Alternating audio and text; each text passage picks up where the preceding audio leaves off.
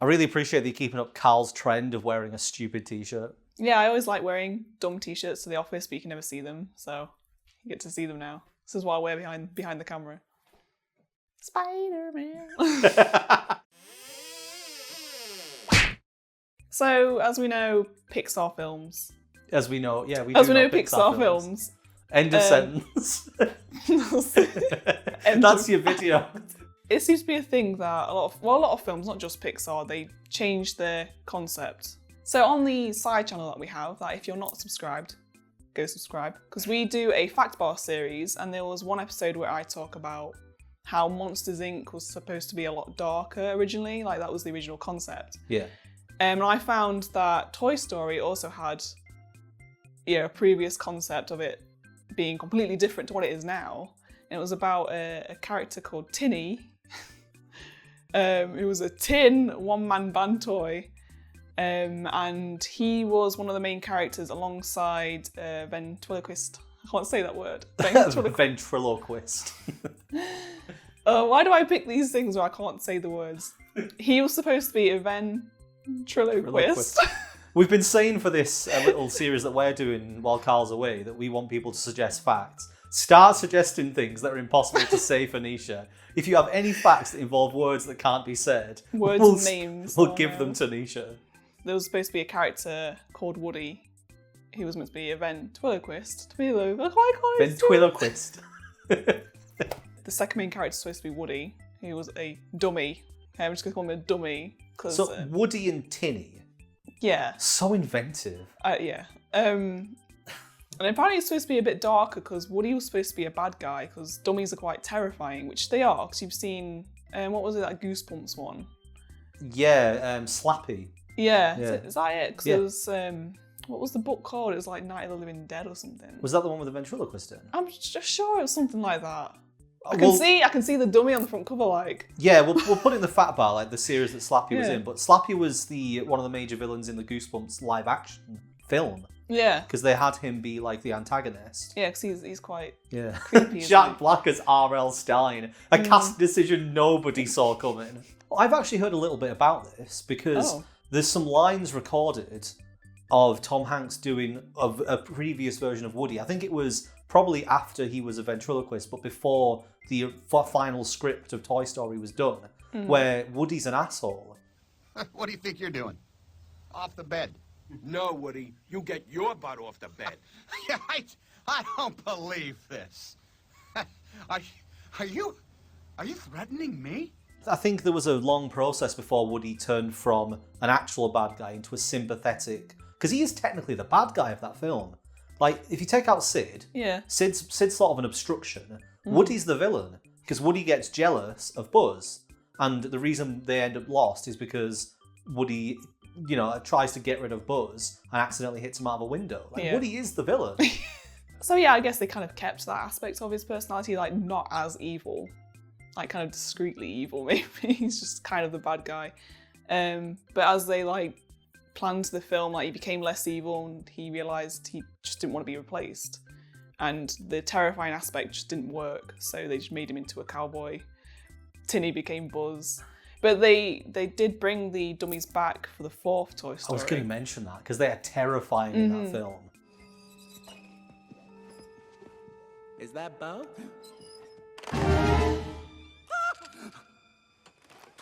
They're so scary. Ventriloquist dolls, I'm not sure what's so scary about them, because, is it the idea that they can, they have moving mouths and, because the design was supposed to be cute, I would have thought. Well, it's the same, I think, with any dolls, because you get haunted dolls and all that a lot. I think just anything that's meant to look like a person or a child or, that's still. Yeah, nothing's it's kind of more creepy. It's like Uncanny Valley sort of thing. Nothing's more terrifying than a doll. One of those dolls with the eyes open, but one of them doesn't work properly. Oh. So it's got like one eye open and one half eye. Yeah. It's drunk. Just looks like someone after like a night out in Sheffield. Or yeah, I think I might have had one of those. I guess that's what Chucky was born from. This fear of dolls. Yeah. I always wondered how, because I'd never seen Child's Play, I'd only seen Chucky. And I always wondered how the hell anybody would want to buy that doll. But if you look at the original version, before it gets haunted by a murderer, it's not as hideous. So clearly there was a doll that was actually quite nice looking, and then Chucky's spirit twisted that doll. Even then. What was it Even the called? original. Can you remember? The name of the original doll that Chucky inhabited? Because it wasn't called Chucky. No, it was like... I feel like it began with a T or something. Terrence. Someone in the comments let us know. Yeah, I can't remember. Yeah, well, I mean, we could Google it, but it's better for interaction to get somebody to tell us. Let us know. So yeah, let us know your favourite fact about Chucky. And if you find dolls creepy...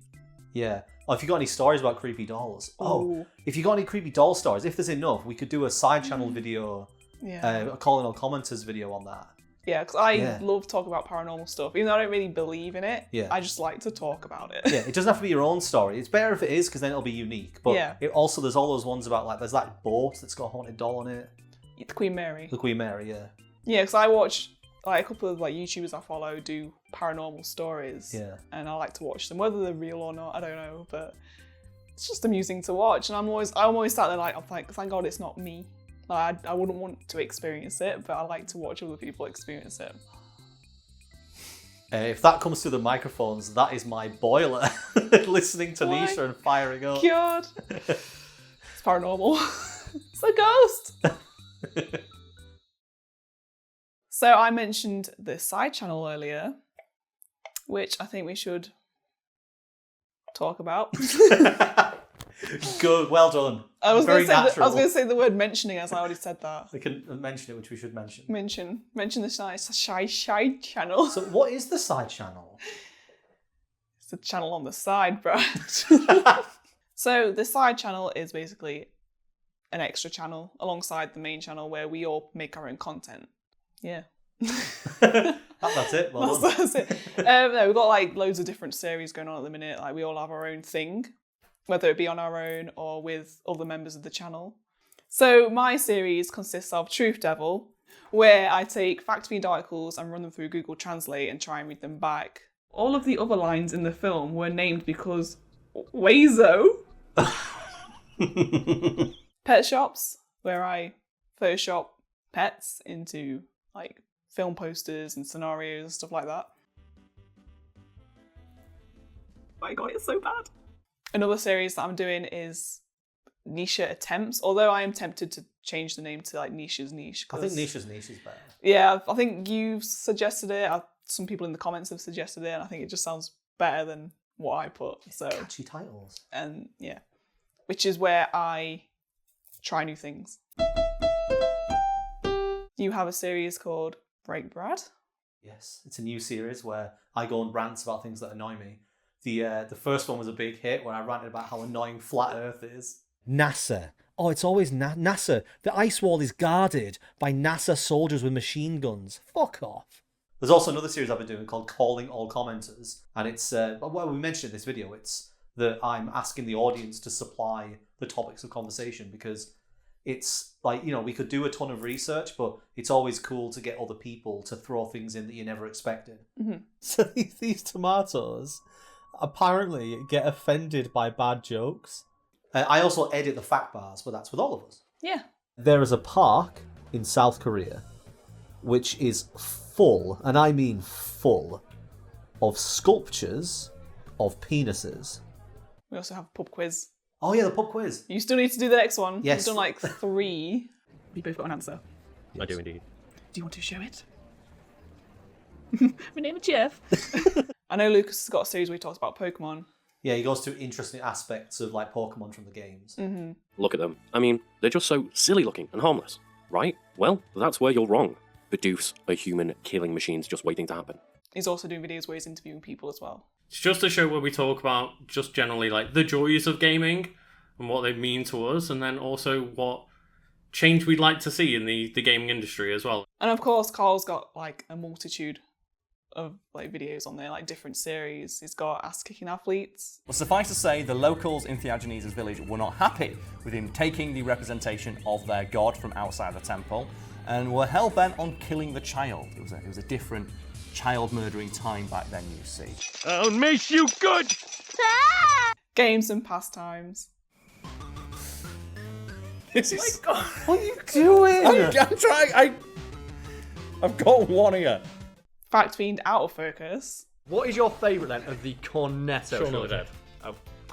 Well, this discussion's a lot shorter than I thought it was going to be, folks. Sliding difficulty. A series exploring and discussing the concepts of video game difficulty and how it impacts the games we know and love. With me, your host, Carl Swarwood, a guy who's personally spent more time trying to complete Mile High Club on the veteran difficulty than he's actually spent on a real plane. He's also done some videos where he's shown how to make beans on toast and a perfect cup of tea, which I watched because I found it quite fascinating. Like, how does he make a cup of tea?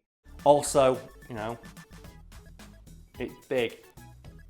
Get lots of tea in this one. So if any of that sounds interesting, then, you know, give us a like. Not a like, a subscribe. Fucking hell! Both. Ah! God. I can't do this. Yeah, kayfabe here. We've been recording this for way longer than you're watching it for because Nisha's having one of those days. First time we recorded, I was fine. Yeah, well, it's because we had a conversation beforehand. Right. I tell you what, I'll close off. Yeah, if you want to subscribe to the Untitled Side channel, you can. You're getting offended in front of the camera. If you want to subscribe to the Untitled Side channel, you can. That channel and now all of us basically, we're trying to go Patreon funded. Yes. Yeah, so there'll be a link to that in the description and maybe in the end slide. So support us Patreon. Might get to see some cool extra stuff occasionally. Like Fat Bar's got extra stuff there. So yeah. Yes. All good stuff. Perfect. Yeah.